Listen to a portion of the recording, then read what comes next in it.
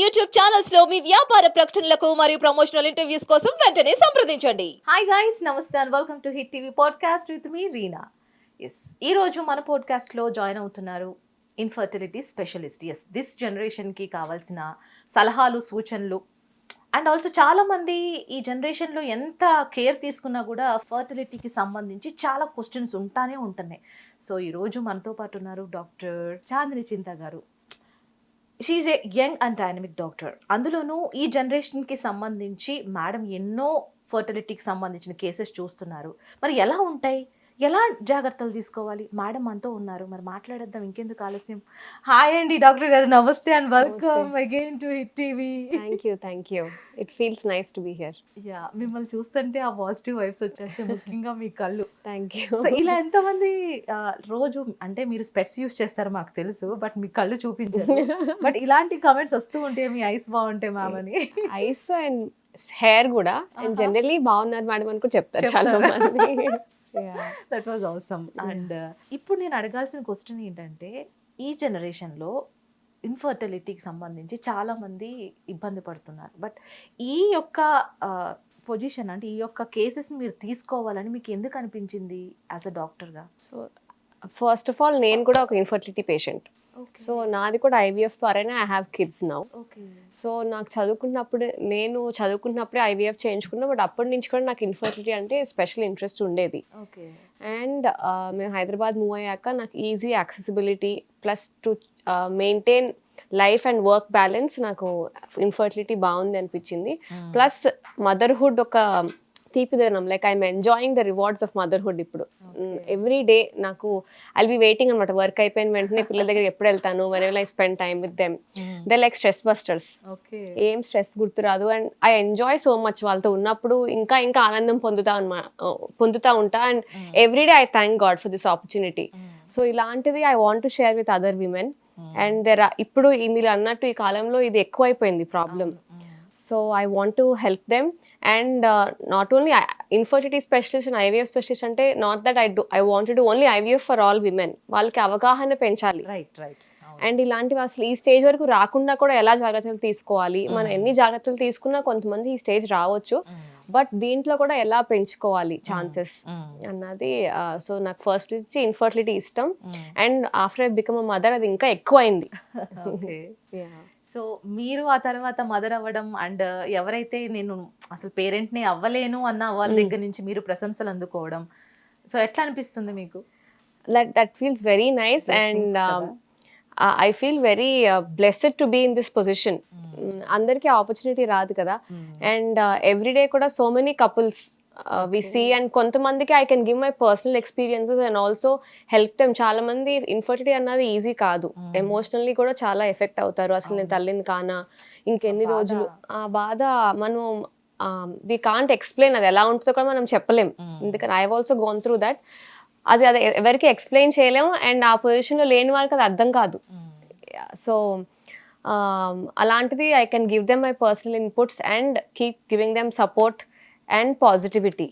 So ఎప్పుడు feel అవ్వలేదా? ఇప్పుడు చాలా మంది నార్మల్ డెలివరీస్ కన్నా సి సెక్షన్ కంటే లైక్ సెక్షన్ ఆపరేషన్స్కి ఎక్కువ ఇంపార్టెన్స్ ఇస్తున్నప్పుడు, సో ఇది ఒక కొద్దిగా లైక్ నాకు రేపొద్దున రాబోయే కాలంలో ఇది కాకుండా మళ్ళీ నార్మల్ డెలివరీస్కి చూస్తారేమో, ఇది పెద్ద నాకు ఇష్యూ అవుతుందా, లేదంటే అంటే ఇక్కడ నాకు మంచిగా మనీ వస్తుందా, లేదంటే ఒక ఫేమ్ వస్తుందా అని అనుకున్నారు అప్పుడే?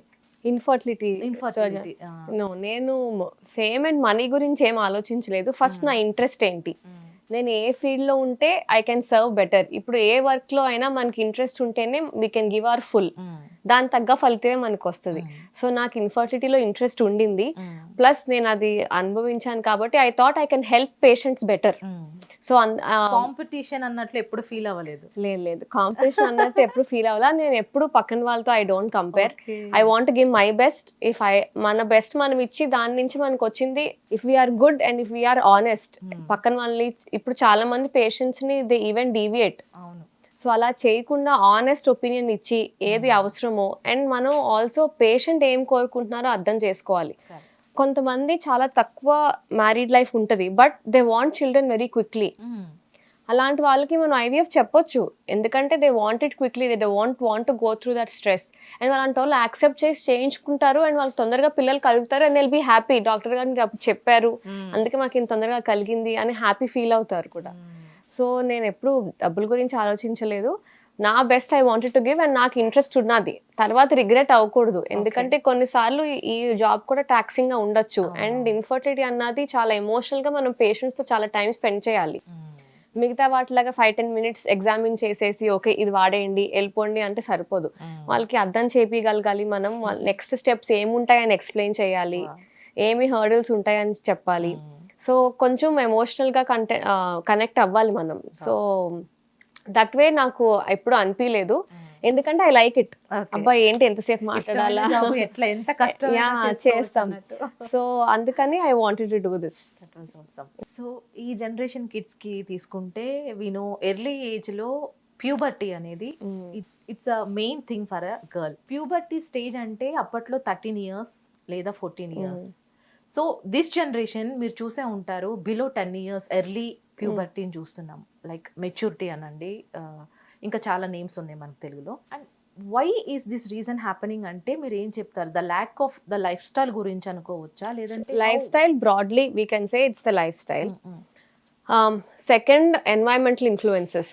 చాలా కలుషితం ఎక్కువైపోయింది. మనకి ఎలాంటి చోట్ల నుంచి ఎలాంటి కలుషితం వస్తుందో వి డోంట్ నో. ఎన్వైరన్మెంట్ అంటే మనం పీల్చుకునే గాలే కాదు, తినే తిండి, వాడే యుటెన్సిల్స్ కానీ లేదా పర్ఫ్యూమ్స్ ఆర్ అదర్ థింగ్స్, వాటిల్లో కెమికల్స్ ఉంటాయి. కొన్ని ఎలాంటి ఎఫెక్ట్ మన మీద పడుతున్నాయని వీ కెనాట్ టెల్.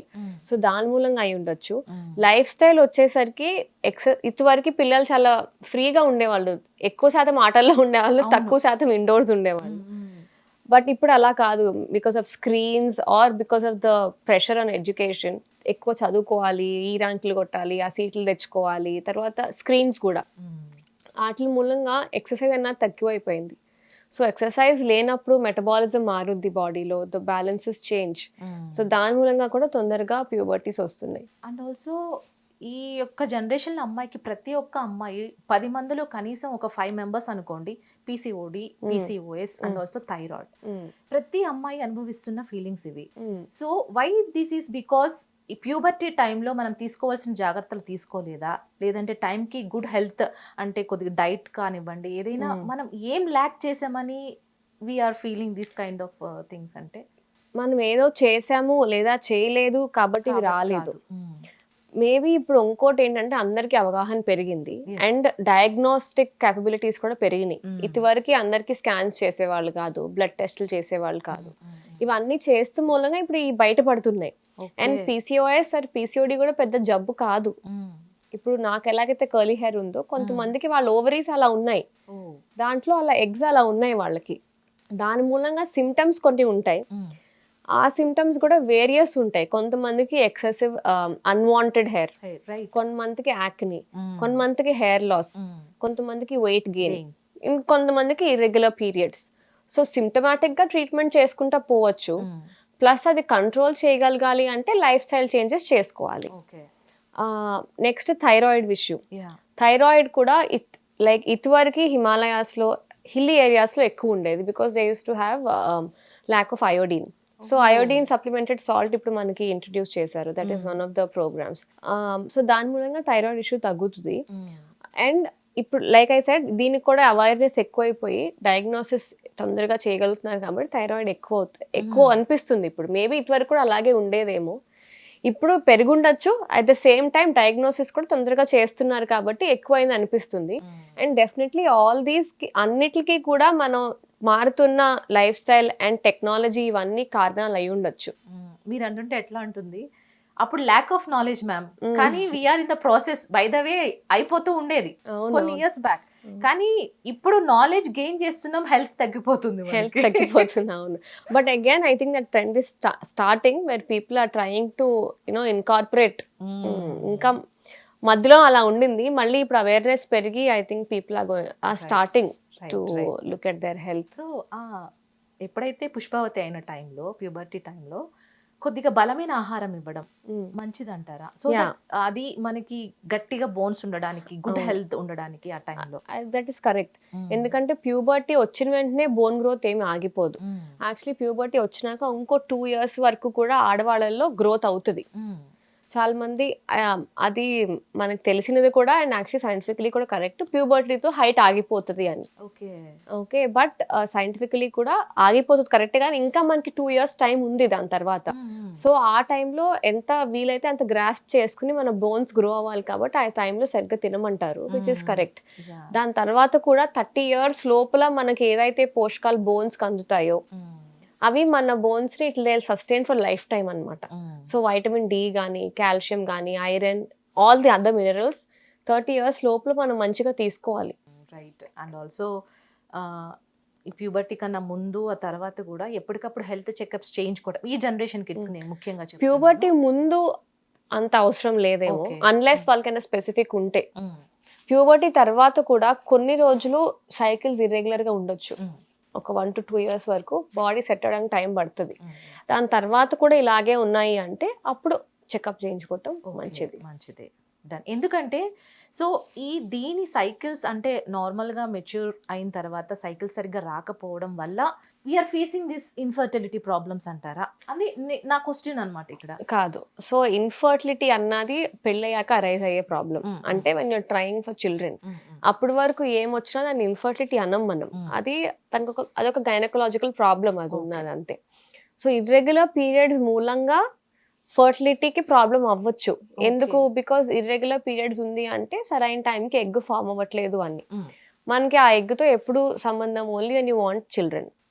అప్పటి వరకు దాని గురించి మనం పెద్ద టెన్షన్ పడక్కర్లేదు, అన్లెస్ చాలా హెవీ బ్లీడింగ్ అవుతుంది అండ్ 3 నెలలు దాటిపోతుంది. 3 నెలలు దాటాక కూడా పీరియడ్స్ రాలేదు అంటే యాక్చువల్లీ అప్పుడు డాక్టర్ని కలిసి టాబ్లెట్స్ తీసుకోవటం మంచిది.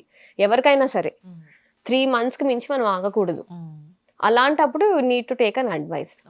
అండ్ ఇన్ఫర్టిలిటీ అన్నది ఇర్రెగ్యులర్ సైకిల్స్ ఉన్నప్పుడు రావచ్చు, బట్ ఇన్ఫర్టిలిటీ ఇర్రెగ్యులర్ సైకిల్స్ మూలంగా ఇన్ఫర్టిలిటీ అని కాదు.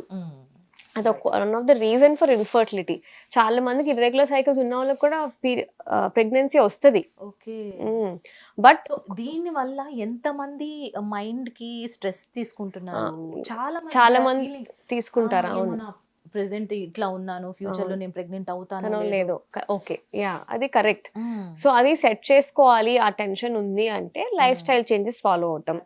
And first meet with a doctor. అంటే మరీ చిన్నప్పుడే కాదు, బట్ మేబీ 18 years 19 years అప్పటి నుంచి మీట్ అ డాక్టర్. అసలు ఏంటి ఇంప్లికేషన్స్, ఎందుకు ఇలా అవుతున్నాయి? ఫస్ట్ అన్ని ఇర్రెగ్యులర్ సైకిల్స్ కి పీసీఓడియే కారణం అని లేదు. థైరాయిడ్ ప్రాబ్లం, ప్రోలాక్టిన్ అది ఇంకో హార్మోన్, అది కూడా చాలా మందికి తెలియదు. ప్రోలాక్టిన్ అన్న హార్మోన్, వీటి మూలంగా ఇర్రెగ్యులర్ అవ్వచ్చు. కొంతమందికి excessive weight gain, excessive weight loss, stress. చాలా మంది పిల్లలకి స్ట్రెస్, ఎగ్జామ్స్ అప్పుడు కూడా, పిల్లలకే కదా పెద్దలకు కూడా, లైక్ కాంపిటేటివ్ ఎగ్జామ్స్ రాస్తున్నప్పుడు ఆర్ ఫైనల్ ఎగ్జామ్స్ రాస్తున్నప్పుడు స్ట్రెస్ కి పీరియడ్స్ ఇర్రెగ్యులర్ అవుతాయి. సో కారణాలు ఏంటి అని తెలుసుకుని వాటికి సెట్ రైట్ చేసే వాడుకుంటే, అండ్ దాని అవగాహన పెంచుకుని ఇంప్లికేషన్స్ ఏంటి, వాళ్ళ పీరియడ్స్ పిల్లలకి ట్రై చేస్తున్నప్పుడు ఏమి ఎఫెక్ట్ ఉండొచ్చు ఈ రెగ్యులర్ పీరియడ్స్ అని తెలుసుకుని దాని తగ్గ ప్రికాషన్స్ తీసుకుంటే it should be okay. So doctor Chandni గారు, ఎన్ని ఇయర్స్ అయిందండి ఈ ఫీల్డ్కి వచ్చి మీరు? 5 years. 5 years అయింది. సో ఈ 5 years లో ఎన్ని కేసెస్ వరకు చూస్తుంటారు? ఇట్లా ఇన్ఫర్టిలిటీకి సంబంధించి ఎన్ని కేసెస్ డీల్ చేస్తుంటారు? మా దగ్గరికి ఇన్ఫర్టిలిటీ అంటూనే ఎక్కువ మంది వస్తారు, because we're infertility specialist. So నా ఉద్దేశం ఏంటంటే ఇంకా ఎక్కువ మంది రావాలి. యాక్చువల్లీ చాలా మంది ఒక స్టేజ్ దాటాక ఇంకా చాలా ట్రై చేసి వస్తున్నారు.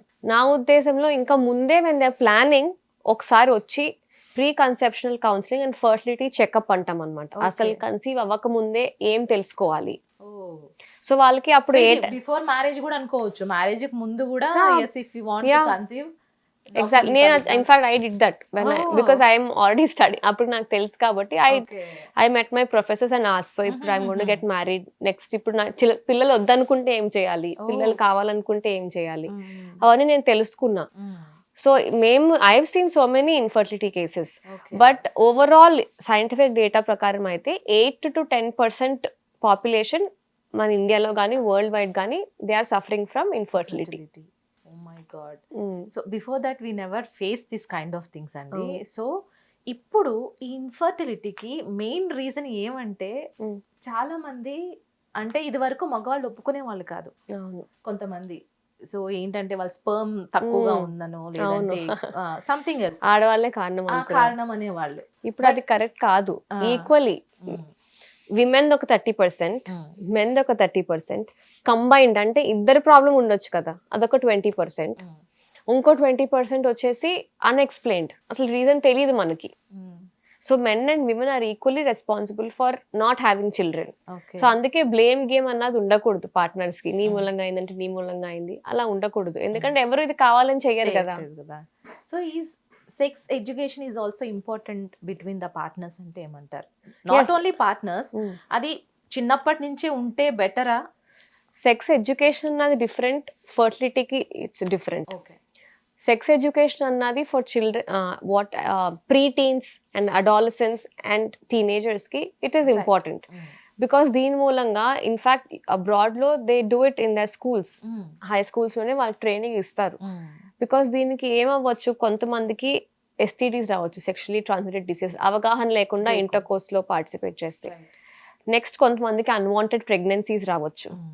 So and multiple sexual partners is also not good అంత చిన్న వయసులోనే ఇఫ్ దే హ్యావ్. సో ఇలాంటివి తెలియచేయడానికి పిల్లలకి, and what to use and what not to use if they are participating, ఎలాంటి కాంట్రసెప్షన్ వాడాలి అండ్ ఎలాంటప్పుడు ఎలాంటి మెజర్స్ తీసుకోవాలి, ఇవన్నీ తెలుసుకోవడానికి సెక్స్ ఎడ్యుకేషన్ ఇస్ ఇంపార్టెంట్.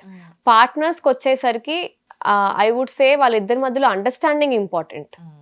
ఇలాంటి ప్రాబ్లమ్స్ ఫేస్ అవుతున్నప్పుడు ఇన్ఫర్టిలిటీలో ఒకరినొకరు సపోర్ట్ చేసుకోవాలి. తర్వాత కారణాలు తెలుసుకున్నాక దానికి తగ్గ ట్రీట్మెంట్ ఏది అని అర్థం చేసుకుని దాన్ని ఒక భూతద్దంలో చూడకూడదు. సో చాలా మంది అంటూ ఉంటారు మ్యామ్, ఇందాక మీరు కూడా అన్నారు కొద్దిగా పిల్లల కోసం ట్రై చేసేటప్పుడు few positions will be there for us to get pregnant అని. సో ఎనీ ఇది పొజిషన్ అని ఏం లేదు, బట్ ఎప్పుడు male partner should be on top and female partner should be below, that would be better. Okay.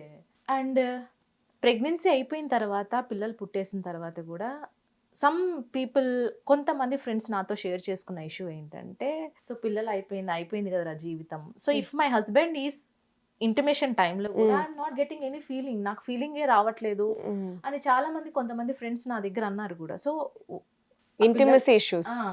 So what's happening to particularly to ladies after that అంటే? I think it is once the kids come, వాళ్ళకి కిడ్స్తోనే occupy అయిపోతారు. చాలా మంది they are so preoccupied వాళ్ళని పెంచటంలో లేదా వాళ్ళు రెడీ చేయటంలో అండ్ వాళ్ళకి తినిపించటంలో. At the end of the day they tired. I think వాళ్ళకి స్లీప్ ప్రయారిటీ అవుతుంది more than the intimacy with their husband. అదొకటి. దాని తర్వాత కొంతమందికి హార్మోనల్ చేంజెస్ అవుతాయి after kids to. Yeah. So especially post partum, అంటే పిల్లలు పుట్టిన ఒక 1 year కానీ 1.5 year, దాన్ని పోస్ట్ పార్టమ్ డిప్రెషన్ అని కూడా అంటాము. సో ఆ చేంజెస్ మూలంగా వాళ్ళకి పెద్ద ఇంట్రెస్ట్ ఉండదు. అండ్ థర్డ్ థింగ్ అన్నది పార్ట్నర్ కూడా ఎంత ఇన్వాల్వ్ అయి ఉన్నారు వాళ్ళతో. It's not that only for intimacy, only for the sex వాళ్ళతో కాకుండా even otherwise they should take part in other conversations. And ఆ రిలేషన్షిప్ మెయింటైన్ చేసుకుంటే బాగుంటుంది. ఓన్లీ మెకానికల్గా because they have to participate అన్నట్టు కాకుండా యాజ్ వాళ్ళిద్దరికి బాండ్ మంచిగా ఉండాలి. Which because of the kids and other commitments ఈ మధ్య పార్ట్నర్స్ మధ్య తగ్గిపోతుంది. వర్క్ మూలంగా అవనివ్వండి or family kids. So you do these classes, counseling classes, how to be good parents, అంటే గుడ్ అంటే బేబీ పుట్టే ముందు కూడా ఫర్టిలిటీ కూడా గుడ్ ఫర్టిలిటీ ఎలా అవ్వాలి, ఇవన్నీ క్లాస్ తీసుకుంటూ ఉంటారు మీరు కూడా? We have a in-house psychologist actually, so she will help with all that. And definitely they're always there వాళ్ళకి అలాంటి ఇష్యూస్ ఉంటే. బట్ చాలా మంది పేషెంట్స్ మనం షేర్ చేసుకోలేరు అవి. They don't share with us. ఇప్పటికీ సిగ్గుపడుతున్నారు. Yeah. So actually I would prefer they share because వాళ్ళకు కూడా మాతో ఒక బాండ్ పెరుగుతుంది. They will trust us and we can help them better. ఇంకొకటి వచ్చేసరికి చాలా మంది పేషెంట్స్ సిగ్గుతో పాటు వాళ్ళకు కూడా తెలియదు వాళ్ళకి ఏంటి ప్రాబ్లం అన్నది, వాళ్ళకు కూడా అవగాహన ఉండదు. సో అలాంటప్పుడు సైకాలజిస్ట్ని కలిస్తే psychologist can pin point, okay ఇది అయి ఉండొచ్చు ఇష్యూ అని. అప్పుడు వాళ్ళు మాకు ఇన్పుట్ ఇస్తారు, అప్పుడు మేము దాన్ని అడ్రస్ చేయగలం. సో మీకేమనిపించింది ఈ ఇన్ఫర్టిలిటీకి కారణం ఏమై ఉండొచ్చు అని మీకేమనిపిస్తుంది? ఇన్ని కేసెస్ చూసున్నారు కదా. ఇన్ఫర్టిలిటీకి కారణం ఇది అని ఒక కేసు అంటూ మనం చెప్పలేం. So like I said 30% females లో ఉంటది, 30% మెన్ లో ఉండొచ్చు, 20% కపుల్స్ లో ఇద్దరు కాంట్రిబ్యూషన్ ఇలా ఉంటుంది. మీ ముందుకొచ్చి చాడీలు లేదు ఆయన వల్లే కాదు ఈవిడ వల్లే అని చాడీలు కూడా చెప్పుకుంటారా ముందుకొచ్చి? కొంతమంది చెప్తారు, కొంతమంది తగ్గించేశారు. లైక్ ఇప్పుడు లైక్ అవగాహన పెరుగుతుంది కాబట్టి అంత ఏమి లేదు. అండ్ మాకు నేను చెప్తున్నా కదా, డాక్టర్స్ ఎదురుకుండా ఎవరు డైరెక్ట్ గా అలా చెప్పరు. సరే కష్టపడి మీరు ఇష్టంగా వాళ్ళ ఇష్టంగా సరే కన్సీవ్ అయ్యారు. సో ఆఫ్టర్ ద అంటే లైక్ ఆపరేషన్ కంటే ముందు లేదు పలానా రోజు నాకు కావాలి మంగళవారం అంటారు వద్దు పలానా టైం పర్టికులర్ టైం మీరు ఈవెన్ ఐవీఎఫ్ ట్రాన్స్ఫర్స్ కూడా అడుగుతారు. సో ఐవీఎఫ్ లో మీకు అవగాహన ఉందో లేదో ఎంబ్రియో ట్రాన్స్ఫర్ అంటాం కదా. సో సరైన టైంలో ఎంబ్రియోని యూట్రస్ లో పెట్టాలి మనం, అప్పుడు అది ఎదుగుదల అవుతుంది. సో అలాంటి ఇది కూడా మంచి రోజు అడిగిన వాళ్ళు ఉన్నారు. సో సెక్షన్ కే కాదు, ఈవెన్ ఫర్ దిస్, ఎందుకంటే అప్పుడే గర్భం దాల్చినట్టు కదా.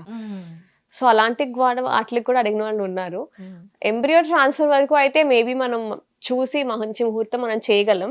బట్ ఎగ్ పికప్ ఏదైతే ఉందో దానికి ముహూర్తం పెట్టలేము. బికాస్ అది మన బాడీ చేంజెస్ బట్టి ఉంటది కదా. మన బాడీలో ఎంత ఫాస్ట్ గా ఎగ్స్ గ్రో అవుతున్నాయో లేదా ఎంత స్లోగా, దాన్ని బట్టి సరైన సైజ్ కి వచ్చాక ఎగ్ మనం ఇంజెక్షన్ ఇస్తాము, ఇచ్చినాక పికప్ చేస్తాం. సో దాన్ని అయితే మనం ముహూర్తంతో టైమింగ్ చేయలేం. కానీ ఎంబ్రియో ట్రాన్స్ఫర్ కి మంచి రోజు అంటూ చూసుకుంటే మనం ట్రై చేయొచ్చు. అలాగే చాలా మంది ఇప్పుడు scientific doctors if you heard this things ఇప్పుడు మీకేమనిపిస్తది? నేను I would not write it off completely. నేను కూడా కొంచెం దేవుడిని నమ్ముతాను, బట్ మరీ ఎగ్జాక్ట్ ముహూర్తం అంటూ నమ్మను. కానీ సో ఒక్కొక్క మందికి ఒక్కొక్క నమ్మకాలు ఉంటాయి కదా, ఎవరిని మనం తీసేయకూడదు. If you don't believe in it just leave it, అంతేగాని వాళ్ళని కించపరచకూడదు, అలా ఏం చేయకూడదు. అండ్ ఇఫ్ పాసిబుల్ మన హ్యాండ్స్ లో చేస్తే వాళ్ళు కూడా హ్యాపీగా ఉంటారు కదా, మనసుకు తృప్తిగా ఉంటుంది, ఓకే ఆ టైంలో అయింది అని. And F at all negative వస్తే వాళ్ళు అది కూడా అనుకోవచ్చు, అయ్యో ఆ టైంకి చేయలేదే అని. సో అలాంటి రిగ్రెట్స్ ఉండవు. And if at all possible మన చేతుల్లో ఉంటే చేయొచ్చు. సెక్షన్స్ అండ్ నార్మల్ డెలివరీస్ కి వచ్చేసరికి, నార్మల్ డెలివరీస్ లో కూడా మనం చెప్పలేం కదా ఈ ముహూర్తానికి అవుతుంది అని. మనం స్టార్ట్ చేస్తాం, టాబ్లెట్స్ ఇస్తాం. కొంతమందికి ఏమో న్యాచురల్ గానే వాటర్ బ్రేక్ అయిపోయి లేబర్ లోకి సెటిల్ అయిపోతారు. నార్మల్ డెలివరీలో మనం ఇండ్యూస్ చేయాలి అంటే టాబ్లెట్స్ ఇవ్వాలి. అదే టాబ్లెట్స్ ఇచ్చాక కూడా ఇదే టైంకి అవుతుంది మనం చెప్పలేం. సెక్షన్ 1లోనే మనం టైమింగ్ చెప్పగలం. సో ఇప్పుడు చాలా వరకు చూస్తే సి సెక్షన్ కే వెళ్ళిపోతున్నారు జనాలు. And it's called like normal డెలివరీకి పెయిన్ తీసుకోలేంత చాలా వీక్ గా ఉన్నామా ఇప్పుడు జనరేషన్ పిల్లలం అంటే?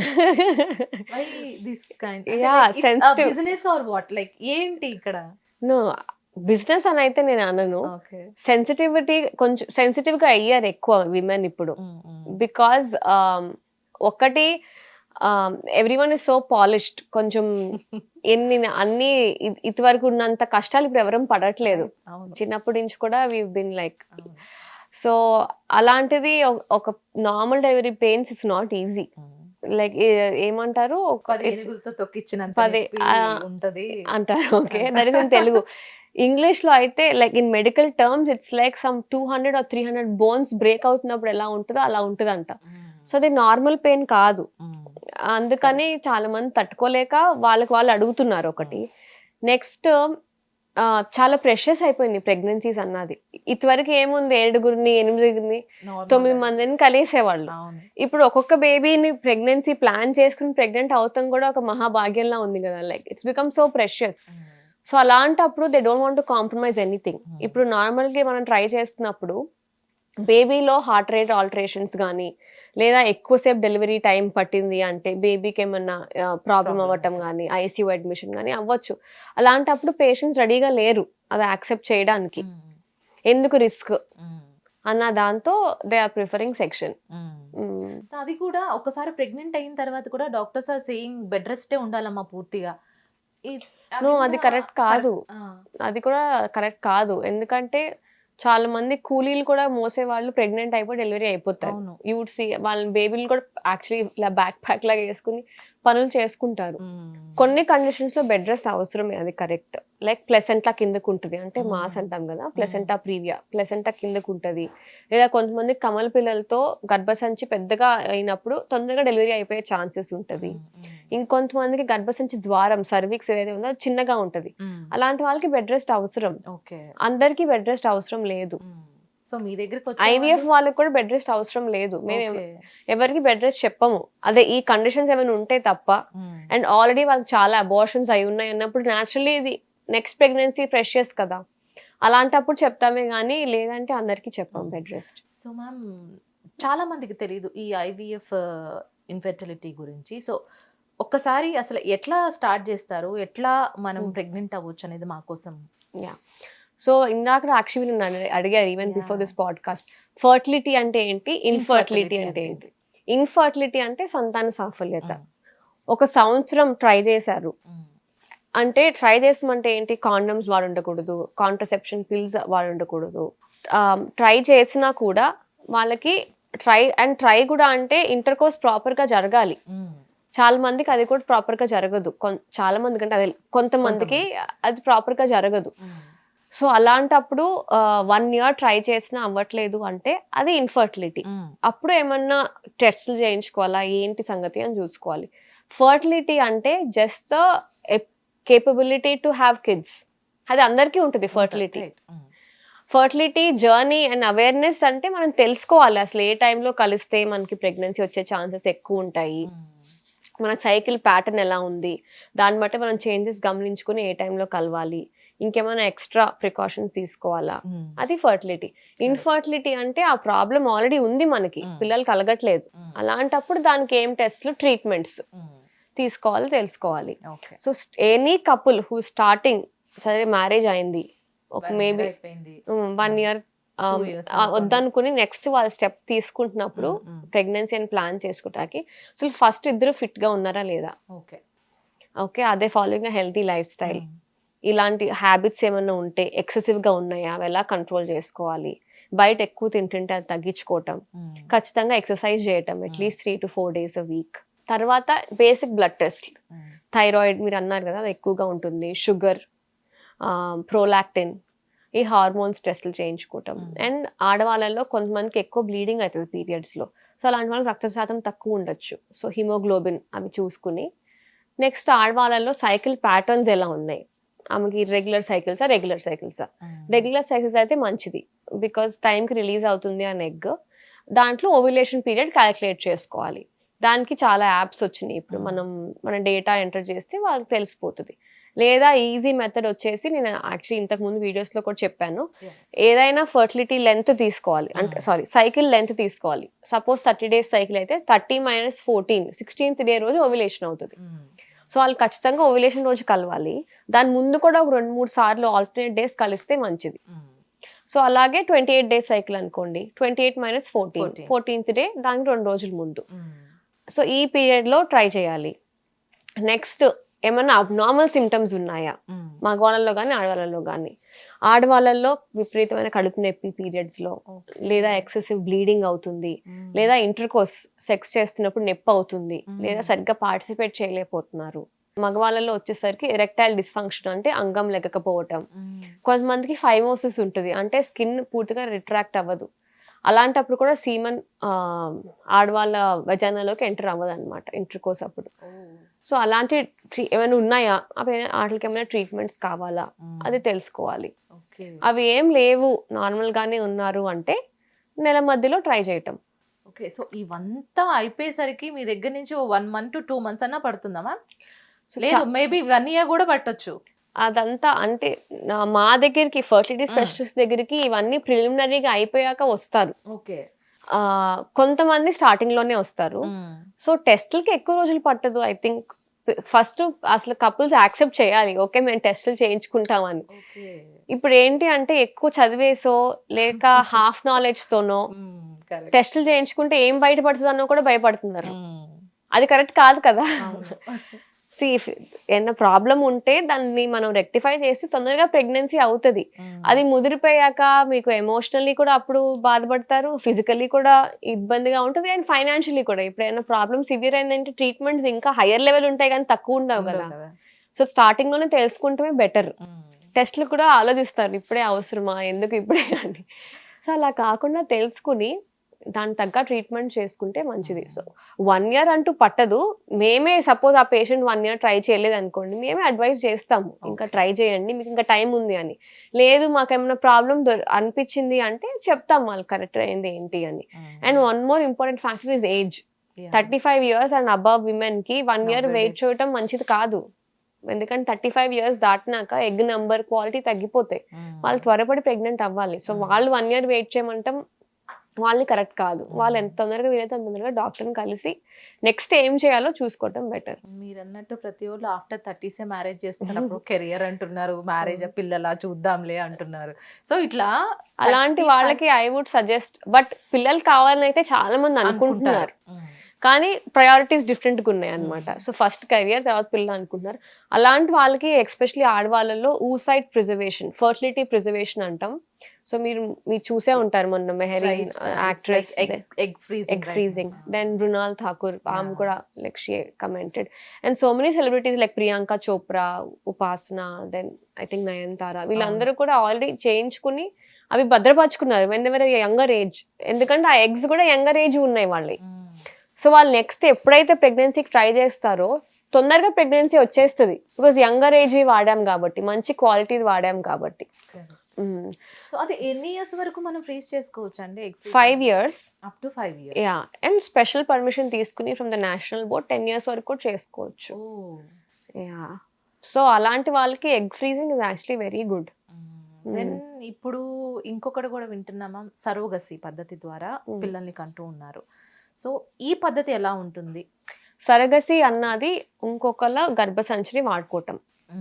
మన గర్భంలో పెరగరు బేబీ, ఇంకొకళ్ళ గర్భసంచిలో పెరుగుతారు. అది యూజువలీ మేము ఎవరికి అడ్వైస్ చేస్తాము, మల్టిపుల్ టైమ్స్ ఐవీఎఫ్ అయింది అయినా ఫెయిల్ అయింది, లేదా కొంతమందికి మెడికల్ కండిషన్స్ ఉంటాయి, దాంట్లో అసలు వాళ్ళ గర్భం దాల్చకూడదు అనమాట.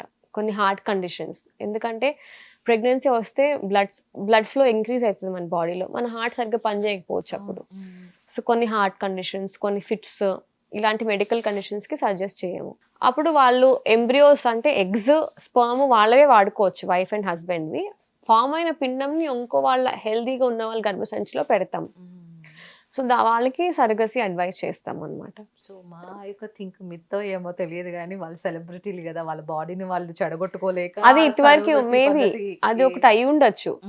అండ్ చెడగొట్టుకోలేకే కాదు, మేబీ వాళ్ళు ఆ టైంలో కెరియర్ లో they were so busy that they could not give time to this, but they wanted children, and వాళ్ళకి యాక్సెసిబిలిటీ ఉండింది. అండ్ సరగసి అన్నది కూడా ఇట్స్ నాట్ చీప్ కదా, it's an expensive thing, they could afford it. So maybe అందుకని అది వాడుకున్నారేమో. నేనైతే ఎవరిని judge చేయను, first of all everyone has. So celebrities వాళ్ళు తప్పేముంది, నా బాడీ పాడవకూడదని అనుకోవటంలో, అది వాళ్ళ పర్సనల్ ప్రిఫరెన్స్. అండ్ చాలా మంది సెలబ్రిటీస్ కి looks are so important. So maybe అలా అనుకున్నారేమో, నేను ఇప్పుడు ఆ స్టేజ్ లో ఐ కెనాట్ కాంప్రమైజ్ అని. సో నేనైతే ఎవరిని యూజువలీ జడ్జ్ చేయను. మేబీ సరే పాడవకూడదని చేసుకున్నారేమో, అది కూడా ఒక వ్యాలిడ్ రీజన్, వాళ్ళకి అది వ్యాలిడ్ రీజన్. బట్ ఇప్పుడు government has made it very strict. మనం వాళ్ళ దానికి ఓన్లీ కాస్మెటిక్ రీజన్స్ కి we cannot suggest surrogacy. Definitely there has to be a medical reason. And also in this generation you can see ma'am same sex marriages. So lots of social మీడియాను మనం open చేస్తే reels కానీ ఎక్కడైనా, అబ్బా అసలు ఏంటి generation ఎక్కడికి వెళ్ళిపోతుంది, అమ్మాయి ఏమో అబ్బాయిలా అవుతున్నాడు, అబ్బాయి ఏమో అమ్మాయిలాగా చీరలు కట్టుకొని వస్తున్నారు, ఎక్కడికి వెళ్ళిపోతుందని అనుకుంటున్నాం. So how we can define ma'am the future అంటే with this same sex marriages? Actually I think ఈ ట్రాన్స్జెండర్స్ అన్నది మనకి పాతకాలం నుంచి ఉన్నారు. Even in Mahabharata there are few characters. So ఇప్పుడు ఎక్కువ బయటపడుతున్నారు దాని గురించి. ఇదివరకు అలా బయటపడే వాళ్ళు కాదు, ఇప్పుడు ఎక్కువ బయటపడుతున్నారు, ఎగ్జిబిట్ చేస్తున్నారు. అండ్ బికాజ్ మన అదర్ కంట్రీస్ లో అది లీగలైజ్ అయిపోయింది. సో ఈవెన్ ఇన్ ఇండియా తొందరగా బయటపడుతున్నారు. ఇండియాలో ఇంకా సేమ్ సెక్స్ మ్యారేజెస్ అవన్నీ it's not allowed, it's not legal. Although I think the proposition is in the parliament, but దాన్ని ఇంకా పాస్ చేయలేదు. సో ఇంకా అవ్వలేదు. కానీ they have few rights. I think they can live in but they can not get married ఇప్పటికి. వాళ్ళ పిల్లలు కొంతమంది ఇట్లా సెక్స్ మార్చుకున్న వాళ్ళు పిల్లల్ని కన్నారు. అండ్ ఈ సరోగసి పద్ధతో తెలియదు, like they are having kids from ఎక్కడి నుంచి తెచ్చుకున్నారో మనకు తెలియదు.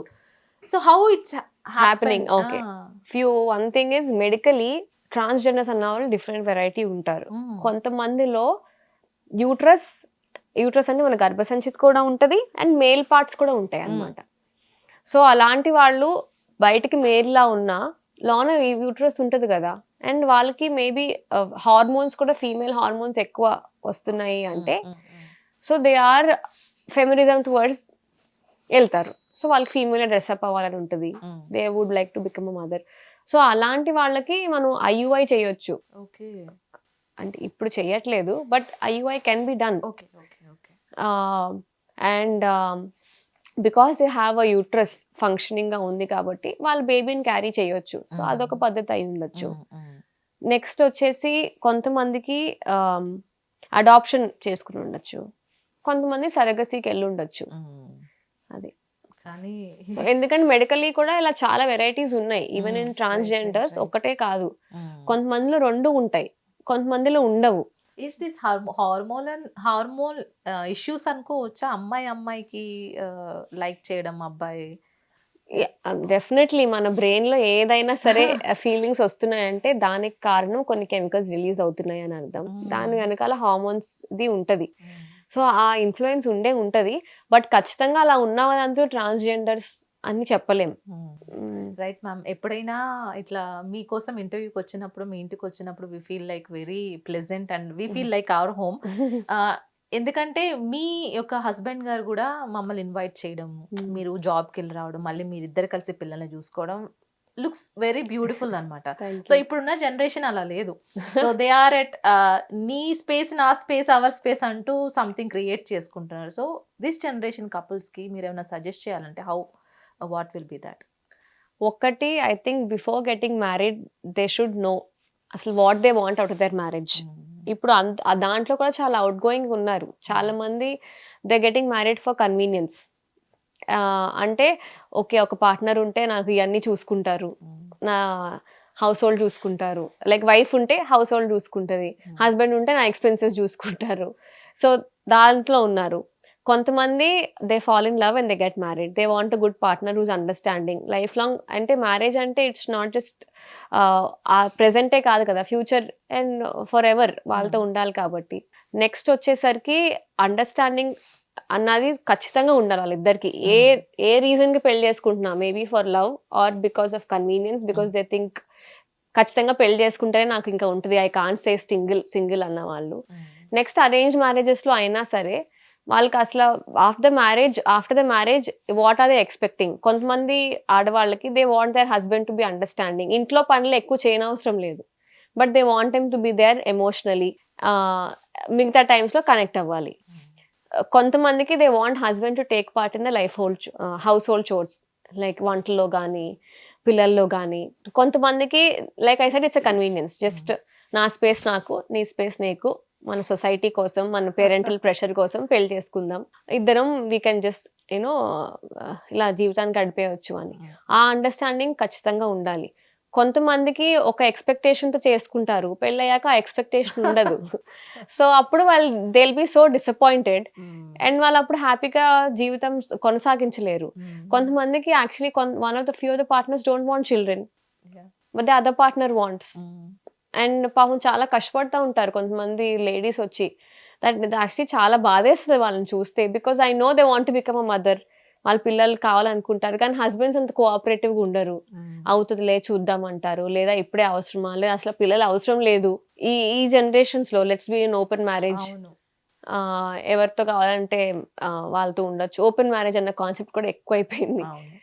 సో అలాంటిది అప్పుడు ఐ ఫీల్ రియలీ బ్యాడ్. అది ముందే తెలుసుకుంటే బాగుంటుంది కానీ unfortunately maybe the upper society, upper class, upper middle class have that access.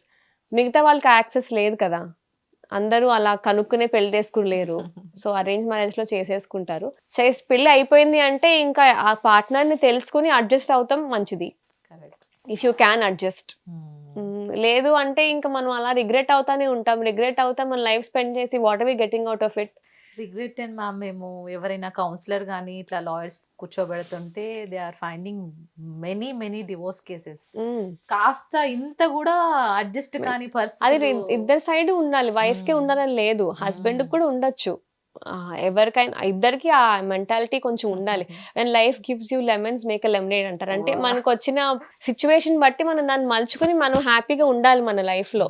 And one more thing I want to ask you ma'am. ఇప్పుడు మీరు అన్నట్టు ఈ జనరేషన్ వాళ్ళు ఎక్కువగా లివింగ్స్ లో ఉండడం, లైక్ పార్నోగ్రఫీ అనుకోండి, లేదంటే ఇంకా ఇతర అనుకోండి, early pregnancy and abortions. So దీని అబోషన్స్ వల్ల ఫ్యూచర్ లో అమ్మాయికి ఎఫెక్ట్ అయ్యే ఏమైనా ఛాన్సెస్ ఉన్నాయా because of only abortions? Repeated గా అబార్షన్స్ చేయించుకుంటే వాళ్ళ గర్భసంచి దెబ్బతినే ఛాన్స్ ఉంది. ఎందుకంటే ఫ్యూచర్ లో మళ్ళీ బేబీని క్యారీ చేసేది యూట్రస్సే కదా. సో రిపీటెడ్ గా అబార్షన్స్ అవుతున్నాయి లేదా క్లీనింగ్ చేయించుకుంటున్నారు అంటే ఆ బ్లడ్ సప్లై దెబ్బతిని గర్భసంచి పొర కూడా మనకి ఇంపార్టెంట్. అది దెబ్బతిందంటే మళ్ళీ ఫ్యూచర్ లో ప్రెగ్నెన్సీ రావటం కష్టం అవుతుంది. And multiple sexual partners, unhealthy practices మూలంగా సెక్షువల్ ట్రాన్స్మిటెడ్ డిసీజెస్ ఎక్కువ అవ్వచ్చు.